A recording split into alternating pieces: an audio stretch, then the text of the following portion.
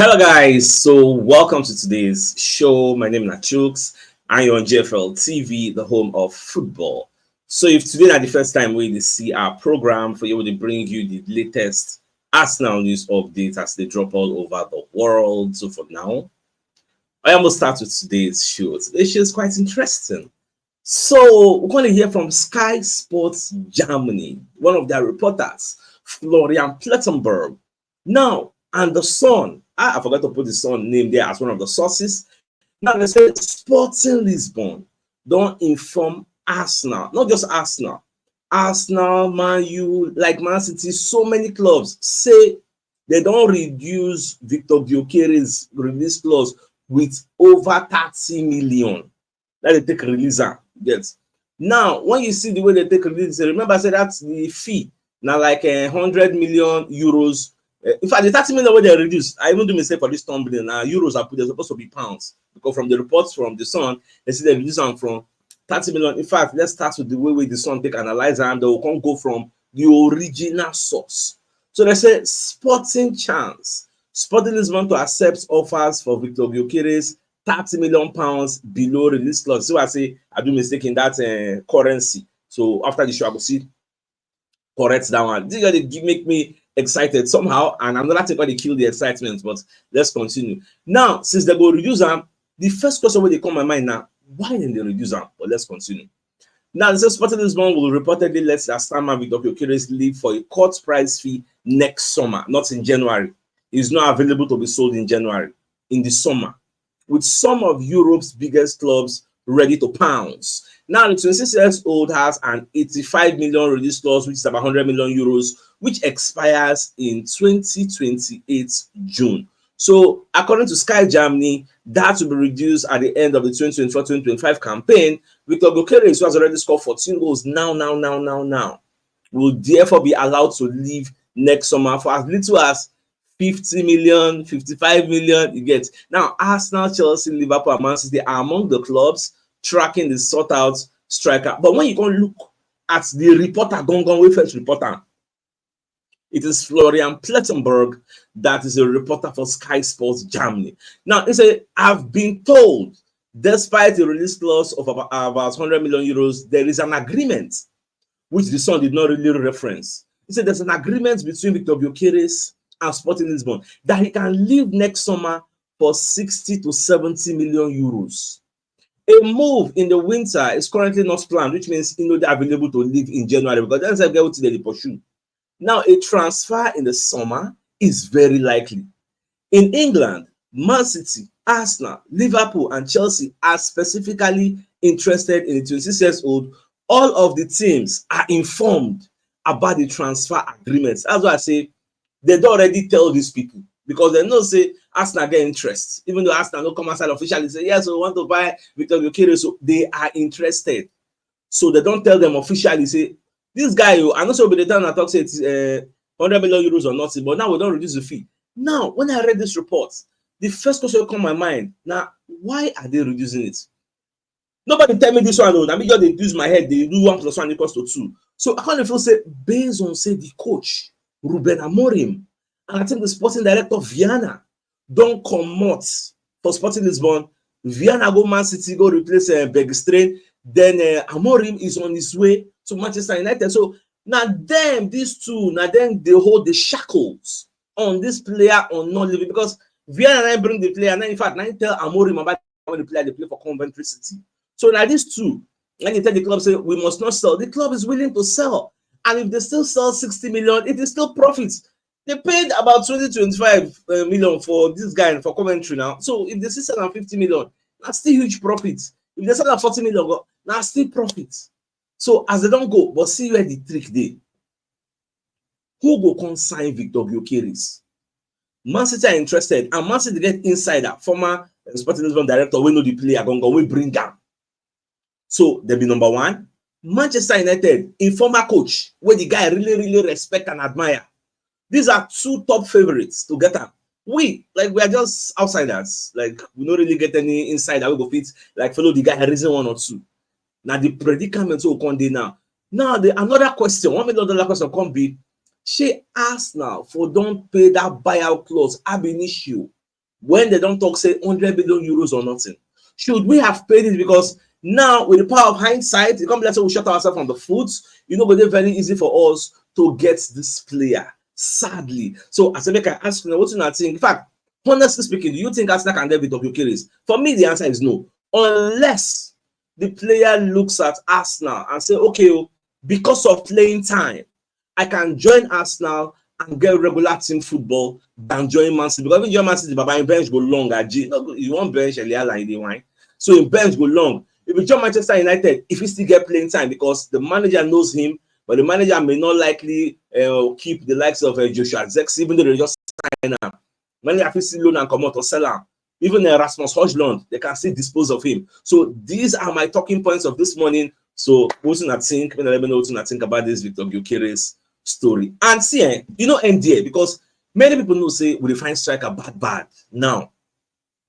Therefore, the agents of Randal Kolo Muani are expecting a huge bid from Arsenal for their striker in January. Because when you look at the reports put out by now Arsenal, they call it expensive. Paris Saint-Germain and Randal Kolo Muani representatives are reportedly eager for Arsenal to make a January move for the French striker as his situation at PSG becomes increasingly strained. Now, according to L'Equipe, will be one of the reputable media organizations in France, they said the 25-year-old is frustrated with his lack of playing time and is considering his options for the winter transfer window, which is January.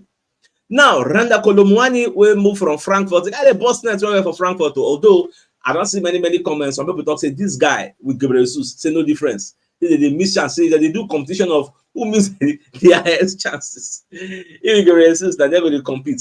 But see my take on this. Since we cannot get the people we want, they say when the desirable is unavailable, then the unavailable, then the available becomes desirable. You get the people who will refine now. Gyokeres, they say no day for January, and by January we need reinforcements because that Gyokeres, that very desirable we want. Then when it becomes unavailable, then those who can't available, we're supposed to desire them. But see where me I did. This Randal Kolo Muani, I would say let us go for him in January, but as a loan. Just like we loan Sterling, to rescue him from that place when they give him playing time. Randal Kolo Muani should be able to compete with Kai Havertz because Gyokeres now, you never really know whether if they play now 1, 2, 3 now, if he go another injury, you never really know. So I would say, Osimhen, what is the chances that we can get Osimhen in January? I don't think the possibility is there. In fact, apart from even if the possibility is there, is Edu Gaspar and Arteta, are these two people looking at Osimhen as our future striker? Because they're going to look, say, okay, Benjamin Sesko and Victor Gyokeres, next summer they're going to be available. We'll go get one. So for the interim, for the time being, why not go for a Randal Kolo Muani on loan for the rest of the season from January? PSG will accept because they their plan. So it's a win-win situation for us. That way, me, I look at, but not that you want to go and buy Randal Kolo Muani. Me, I know, man, I wash my hand off that one. I know they're in support of that one at all. So what do I really think about this Kolo Muani thing as I talk? Getting him on loan in January, they're utilizing him till the season ends. Then Sesko will be available. Then Gyokeres will be available. So what do I think? Let me know in our thoughts for the comment section. Now, away from that, also don't forget today when they play Preston North End. Don't forget. So this match, Arsenal supposed to be knackered. In fact, even TBR, when they put out their own preferred lineup, where Arsenal go use today, they talk say, okay, they expect me to lose my Skelly play. In fact, make I even put the picture of their lineup. So they talk say for them, Martinelli go play front, Gyokeres and Sterling, then Merino, Giorgio Waneri, then Luis Skelly, Kivior, Saliba, and White. Get at this lineup, I don't get any objection. It's okay. Martinelli is still like never to play much like Saka, so maybe they rest Saka. Saliba, don't say don't rest well. Make them play him. Make himself get some small match fitness before can go St. James's Park to go play Newcastle. But we are against small reservation now. We are talking about Zinchenko not really playing much. Why not keep Luis Skelly, start Zinchenko, then as the game they go down, you can bring in Luis Skelly, or probably I think I want to bring in Luis Skelly first. Then as the game they go down in the second half, he brings in Zinchenko. You get either way, Zinchenko should be allowed to play if he's available for selection. He should be allowed to play. Now the way me. I see him. So I don't know what I think in all this way. Me and talk. Please let me know your thoughts in the comment section. Now, you got one video where they're in circulation. I just saw that video yesterday. The video now, Sky Sports normal where they review matches. I see Gallagher there. I see some of their in-house pundits there. They're going to review what's happened between Arsenal and Liverpool and Tony Taylor, Jacob Kivior, and Dominic Szoboszlai.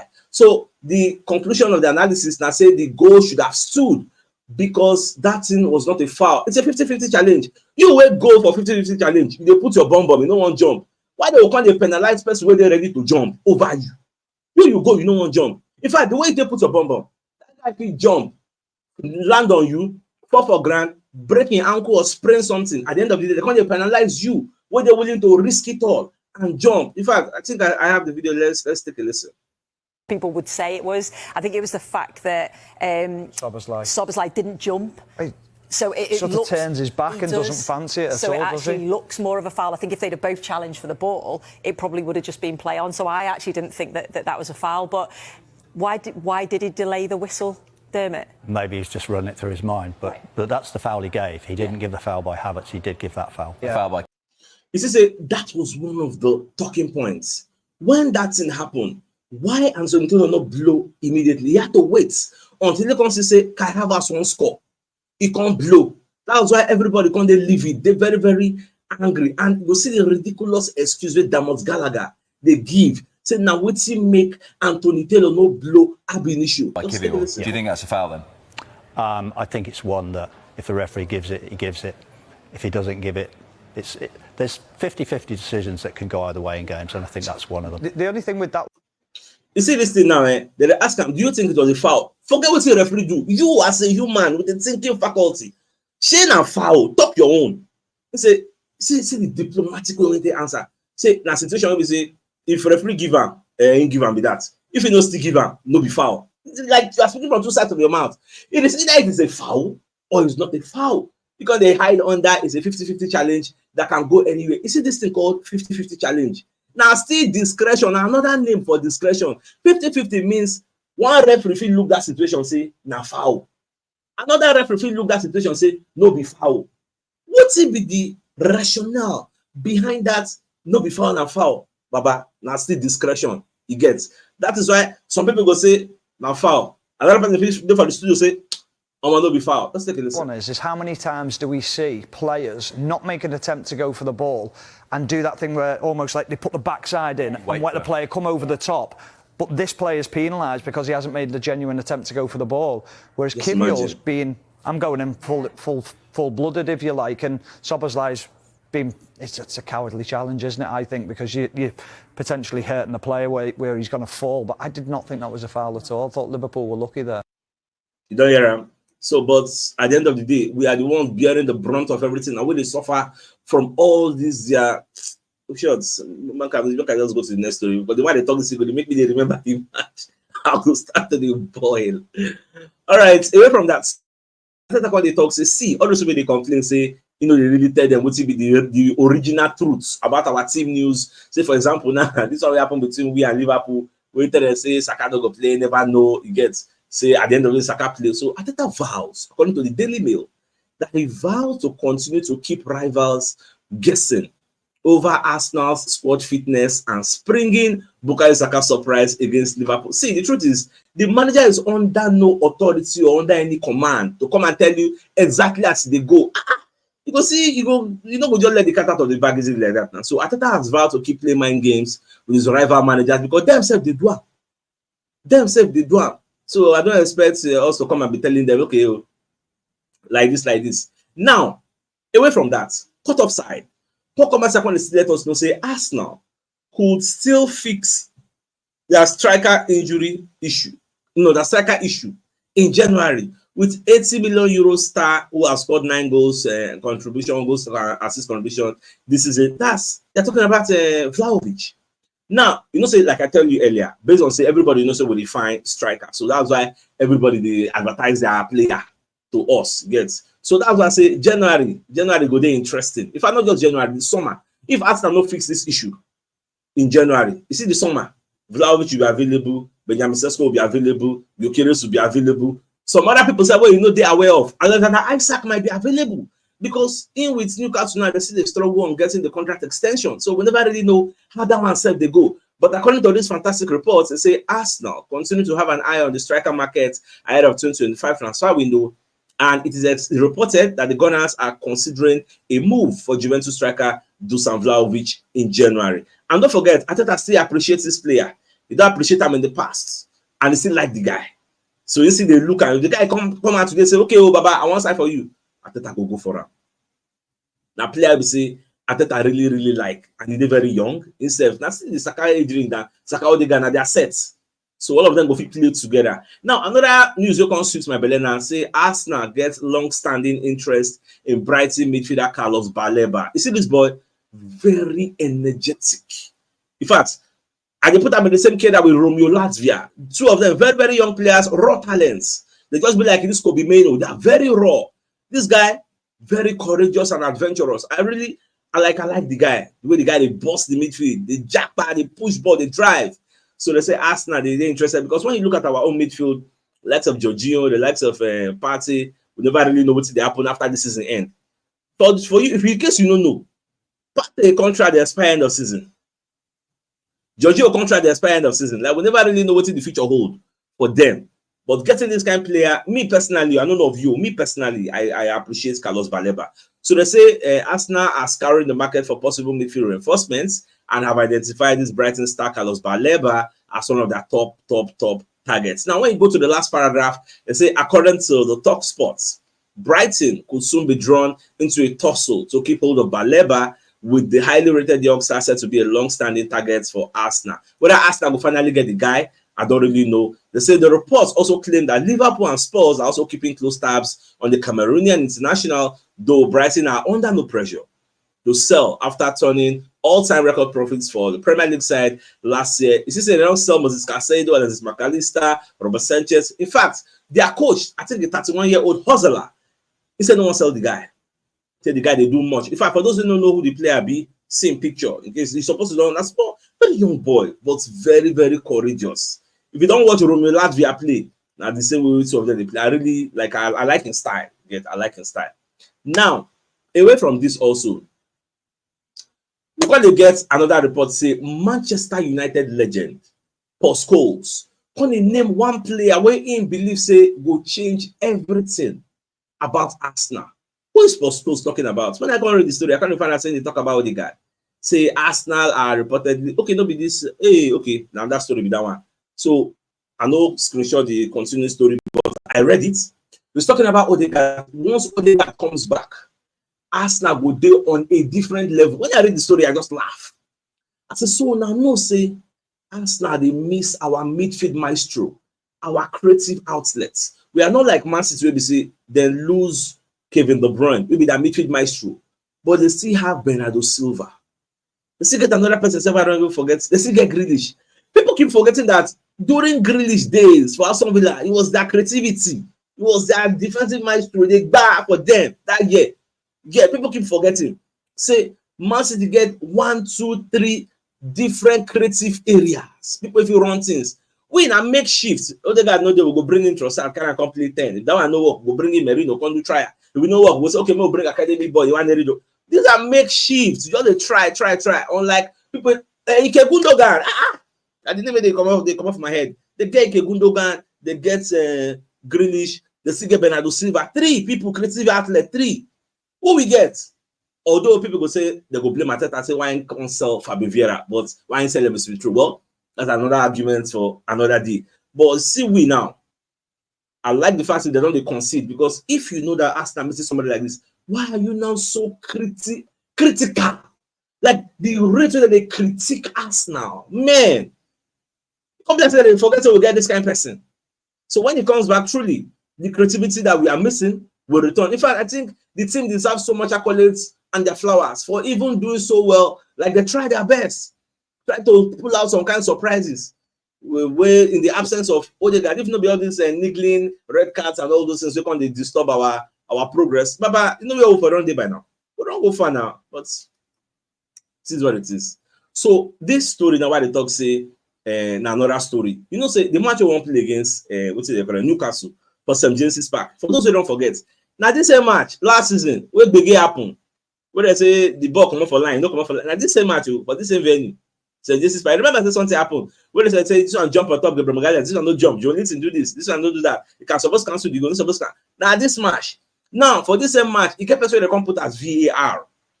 Jared Gillett.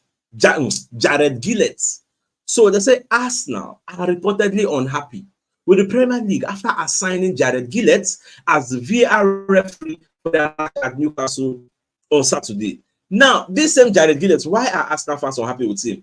Now he be the person who recommends to Rob Jones for the Bournemouth game. Say make him go check VAR monitor for William Saliba, make them get a red card. Now him. But I talk say he get ties with the Messi side, but they don't know whether I be Liverpool fan, about whether I be Everton fan. But he has ties with the Messi side, and he knows who's within contention with them for the title, so he go there somewhat biased. Now him. So today now, for the match I want to play against Saturday, Newcastle on Saturday, when they say now still him, they choose maybe VAR. So people going to talk say, maybe the guy no go pull out another contentious or one kind of controversial kini again. Something no warrant red card. You go use your own discretion. Come go advise the referee. Even though we know that yellow card incidents, you know, but supposed to go. I don't just know whether you like it or yes. Conspiracy theories are still going to fly. People are going to make conjectures on things and say like this. Now you make like this, they happen. Yeah. So for now, by the Arsenal lovers, like I usually say, if you're enjoying the show, don't forget to like, subscribe, share our videos, and follow us so that we'll get more reach and get across to more people. So far so good. The biggest news, fantastic news. In fact, the biggest news so far I don't see this week or the last 2 weeks. That be the fact say Sky Sports Germany are reporting through their reporter Florian Plettenberg that Arsenal have been told by Sporting Lisbon say they will reduce the money where this Victor Gyokeres release fee be. The money now 100 million euros. If you convert that to pounds, are like 85 million pounds. They say they will come out 30 million pounds for that money. So this boy go there available for about 50 million in the summer. They don't want to sell for January, but for summer. And why is this so? The sporting director of Vienna don't go Man City. The coach Ruben Amorim is on his way to Manchester United. Now these two people, now then they hold the player down, say you must not leave us. We want you. Now they say don't go. The club is willing to sell to the willing buyer. So we'll see how the summer transfer window will be, which means Vlahovic go there available. In fact, Vlahovic from January don't there available. Benjamin Sesko go there available. Gyokeres go there available. Osimhen, in all grand scheme of things, go there available. Island and Isaac might be available. So who else now go for? Let's just watch and see how all these things going full. So my dear Arsenal lovers, I think this is a fine place for us to call the show and end right now. So it's like come your way in the evening to give you the evening news. So then thanks for tuning in. Enjoy the rest of your day. Now get out, guys. All right. Now bye-bye.